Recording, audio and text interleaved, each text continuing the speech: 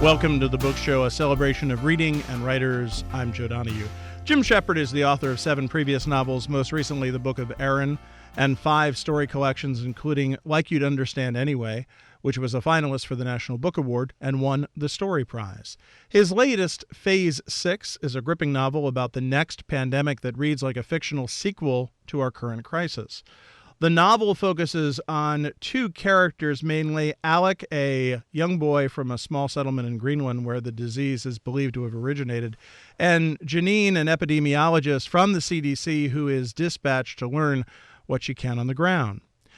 Again, the name of the novel is Phase 6, and it's a great pleasure to welcome Jim Shepard back to the Book Show. Jim, it's always a pleasure to have you on the program. Thank you for being here. Joe, great to hear from you again. So I guess this will be my first question. In reading this novel, I thought to myself, oh, Jim is showing us how the last year could have been even worse than it was. I see that as my mission in life, Joe. It could be that much worse. But you had this idea well before the pandemic reared its ugly head. I did. I had it about 4 or 5 years ago when I came across a story in the newspapers about a 12-year-old boy in Siberia who contracted anthrax, which got the Russian government's attention because they hadn't had a case of anthrax in 75 years. And when they investigated, they discovered that some anthrax spores that had been dormant in a reindeer carcass frozen in the permafrost had thawed out and revivified and infected the boy. And when I put that together with the amount of mining that both the Russians and the Greenlanders have announced they're going to be doing across their northern reaches, digging up millions of tons of permafrost, I thought, well, this is not one of those if situations. This is one of those when situations. And so I did what bad career counselors tell you in high school to do, which is find something you're doing anyway and find a way to make it pay. So since I was obsessively reading about it, I thought I might as well try to write about it. So at what stage were you in when the actual pandemic hit? I was actually delivering the novel to Knopf. And fortunately for me, this was the only book of all of the books I've written that I've sold in advance. And the in advance to Knopf. I thought, well, if I'm going to spend a lot of time in Greenland, I would like it to be on somebody else's dime. So I wrote a proposal and I sent it to my editor, and my editor bought it. And then Knopf found itself, as the pandemic was fully becoming known in early March of 2020, found itself with a manuscript on its desk about a pandemic. And they then had the unenviable task of figuring out when it's a good time to publish a novel about a pandemic during a pandemic. And there was a contingent that thought, let's rush this out right away, ripped from today's headlines. And there was another contingent that said, no, we need to wait. No one is going to want to read about this right now. And I was asked which contingent I supported, and I said I frankly had no idea. So they ended up deciding. You do reference several times in the novel COVID-19, so you make reference to it. So I assume there were tweaks that were made to allow for, okay, this is going on, but we also just came through COVID-19. Obviously, if I was going to wait to publish it, I was going to have to reference COVID-19. That was step one. And so a number of tweaks were made in that regard. An even greater set of tweaks, as you might imagine, Joe, had to be made because if, in fact, one of the ways in which fiction works is we provide exposition for those things we don't know, and we accelerate through the things we assume the reader does know. When I started writing the book, all of the sort of banal details, the quotidian details of what it's like to be in a pandemic were new. So I had them all in my novel. And as the world was educated the hard way about how pandemics work, more and more of those details, about things like masks and things like that, could be streamlined out. And so the book, which was never very fat, got slimmer and slimmer as the editing process went along. You write early in the novel, on average, the world encounters one new communicable disease each year as pathogens evolve by leaps and bounds in ways that enhance their durability, transmissibility, and virulence. The keys to evolutionary success, what they're learning through generations of trial and error, is how to work with their victims in order to work against them. Again, that had just happened, and yet we see a rapidity in your novel of, okay, but then that happens again. Yeah, that's the thing about pandemics and the thing about the complacency of human political societies, right, is we always assume, well, we got through that one. I guess we don't have to worry about that anymore. When in fact, what that's telling us is there's another one coming down the road. One of the analogies that one of the epidemiologists that I talked to found its way into the book, which I thought was wonderful, was he said, imagine these pathogens as a burglar standing outside your front door, and your front door is locked, but they have a giant sack of keys, and they're just going through the keys one by one. And it's going to take a while, but they're eventually going to find the right key, essentially. You make reference to the Churchill bug. Explain that. The Churchill bug is something I invented. It's a comic reference to Churchill's famous remark about Russia, which was that it was a riddle wrapped up in an enigma inside a mystery. And one of the things I was interested in doing with this fictional pandemic as opposed to COVID for dramatic purposes was coming up with something where global science really didn't know what it was dealing with for quite a while. That seemed to me a much more arresting and, if not terrifying, possibility. And we've had versions of that over the years, things like Legionnaire's disease, which didn't seem to be what it was at all for quite a long time. What I ended up doing was talking with a fairly brilliant epidemiologist who teaches with me on the faculty at Williams, and I sort of dumped a problem in her lap and said, if you were going to design a pathogen that would flummox investigators, what kind of pathogen would you come up with? And once I got her going on that and started bouncing ideas off her and having her bounce ideas off me, we ended up with something fiendishly complicated and a lot of fun to write in dramatic terms. When you look at the fiendishly complicated, what research did that take on your end of learning about ultimately these two scientists from the CDC are trying to figure out, okay, what's happening?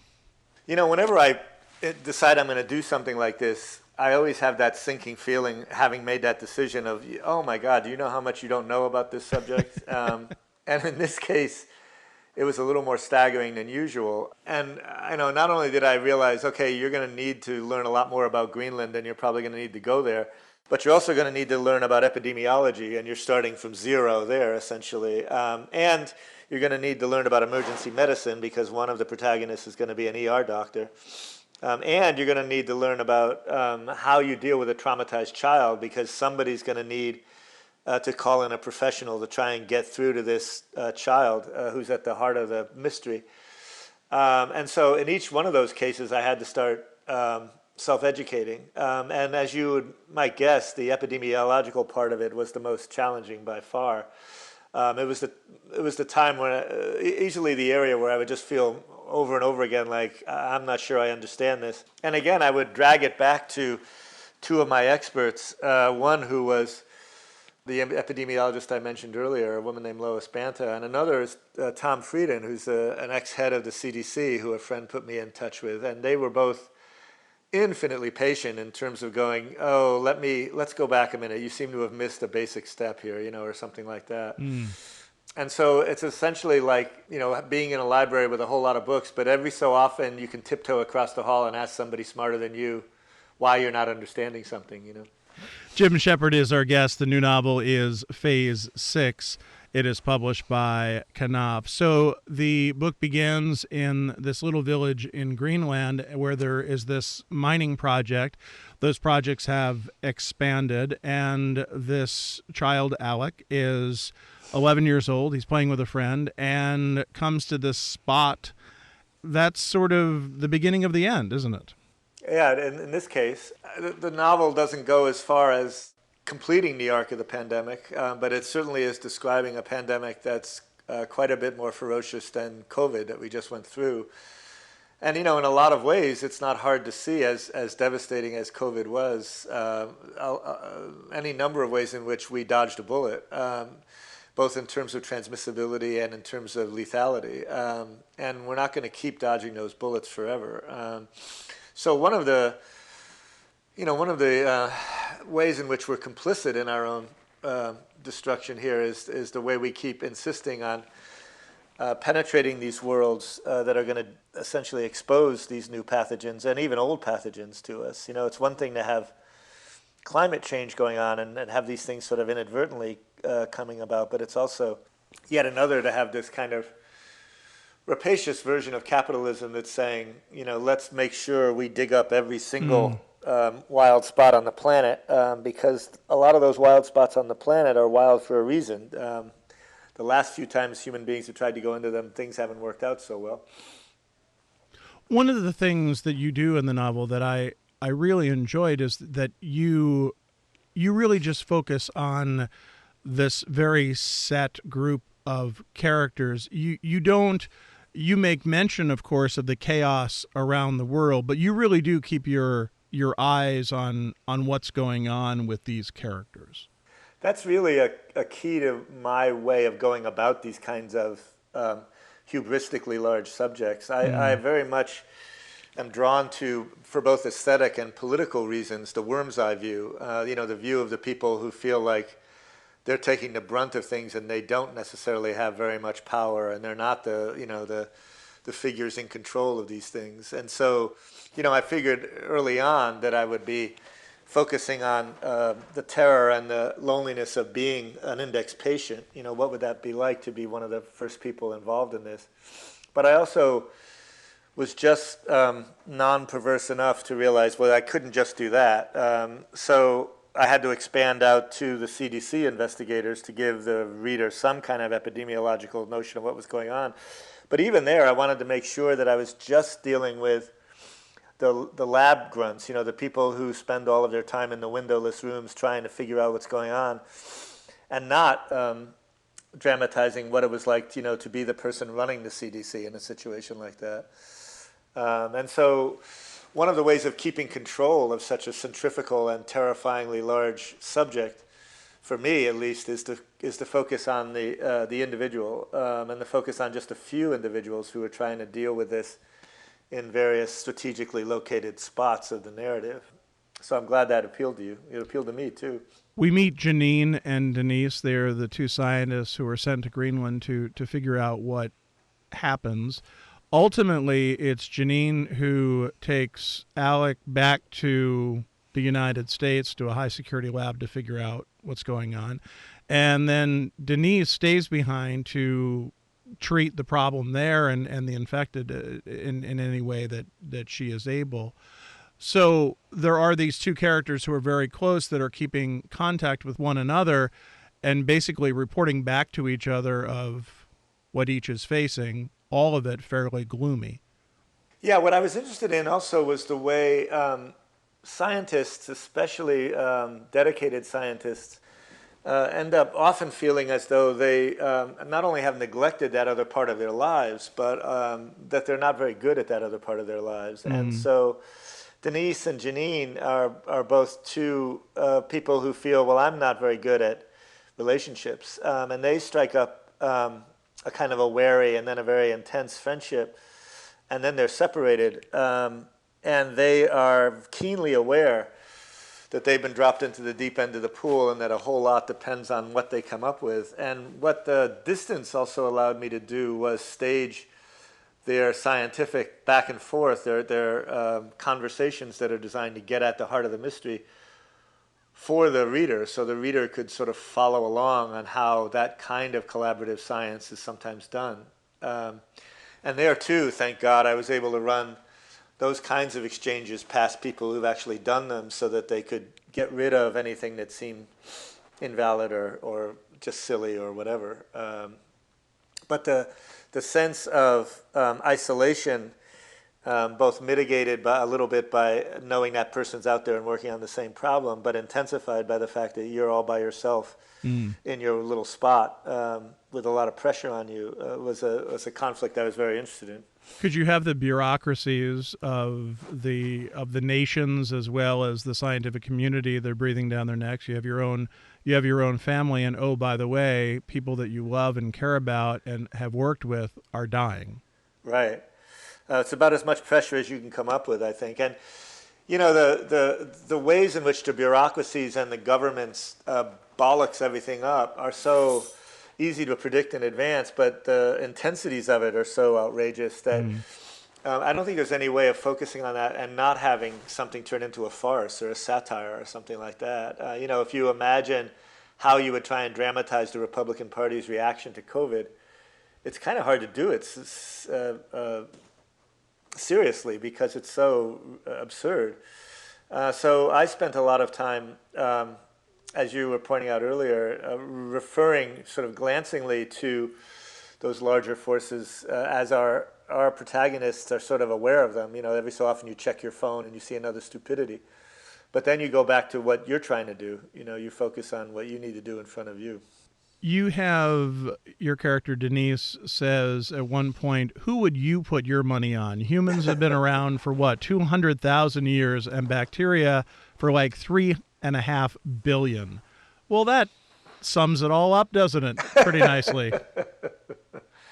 The sort of the anthropomorphic arrogance that we have, that sense we have that because we are the pinnacle of evolution in our own minds, we are more powerful than anything else, seems like one of the more easily dashable illusions. And every so often there'll be a line like that in the novel, and a reader will say, "Well, I never thought of it that way." And you just think, well, how much scale do you need? Essentially, Right. We think of dinosaurs as evolutionary failures, and they lasted something like 500 million years. You were talking about the Republican response, and you read about that at one point. Most governments' websites were urging calm and listing all of the measures being taken, including mask mandates and shutdowns and bans and the ongoing efforts to develop a test, while the global news outlets panicked at different volumes. Janine's recent favorite was the Fox graphic, Apocalypse 2, ? But all of that seemed trampled by the social media cacophony, none of which practiced or urged restraint. And then you say that the right wing alternated between claiming that there was no problem and that the problem was now under control. Right. So, yeah, we've been to this movie. And yet, in reading the novel and going through what we've just gone through and are continuing to go through, that I don't have any great feeling that that's going to change in the next extreme, horrible pandemic that may come down the line. No, there was that old philosopher who said he loved people, but it was mankind he couldn't stand. And it really feels, when we think about, a lot of interviewers have asked me, have we learned from COVID? And I think on the individual level, we absolutely have, right? I mean, when the next pandemic hits, everybody's going to know the drill. And you're not going to have to explain to your aunt why she needs to wear a mask or, why she needs to wash her hands, that kind of thing.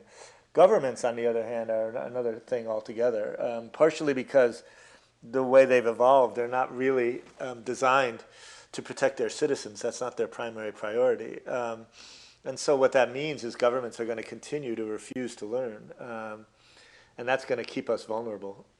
And books like this are designed to be Cassandra-like about that, but I don't have any illusions about the power of books like this. Also about the power of the people who are working against those making strides. I mean, as you write, and not that far from what I read, of a full brigade of the Georgia National Guard had been deployed to protect the CDC from an encircling encampment of violent protesters who refilled the camps as quickly as they were cleared. And 300 miles away in Jacksonville, a deranged libertarian attacked a hospital with automatic weapons to liberate the patients being held against their will.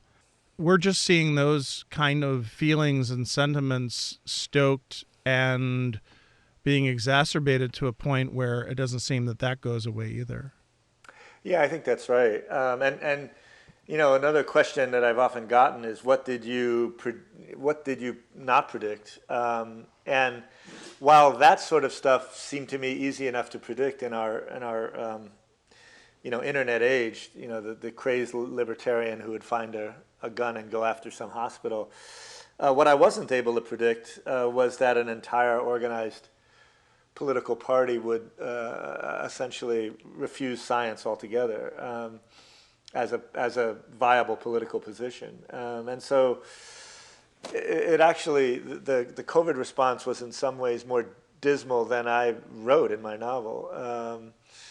And again, part of what saved us was that COVID itself didn't mutate in various terrifying ways. It kept threatening to. It still threatens to, but it hasn't done it yet, and that has sort of saved our bacon in a lot of ways.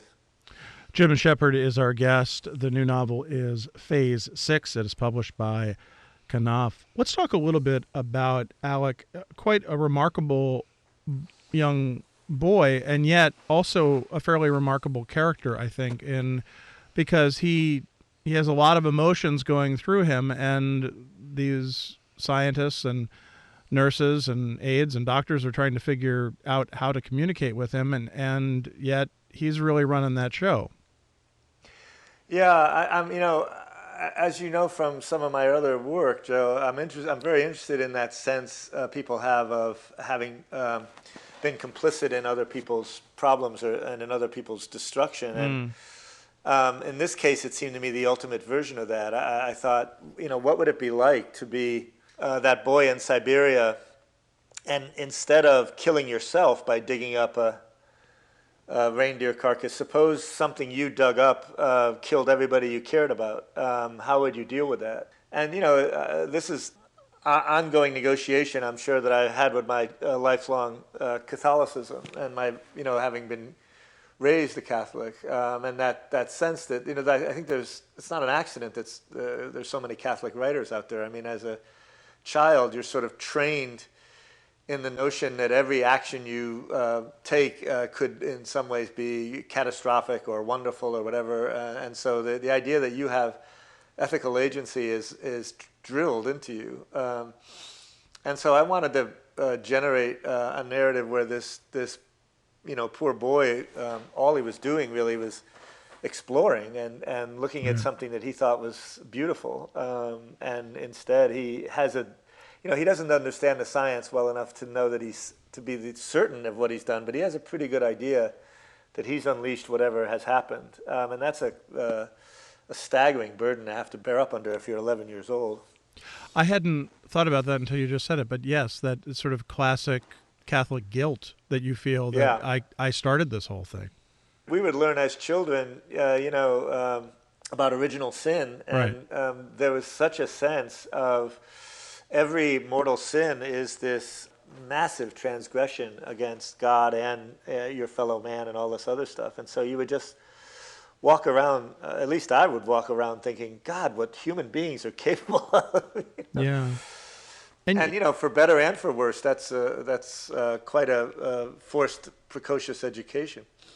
And you think of this boy who they're working on communicating with, and yet they're also giving him toys, and he's playing in this tent that he's in. So there is the play, there's still the 11-year-old child there, but also really the key to this mystery that they are trying to solve as well.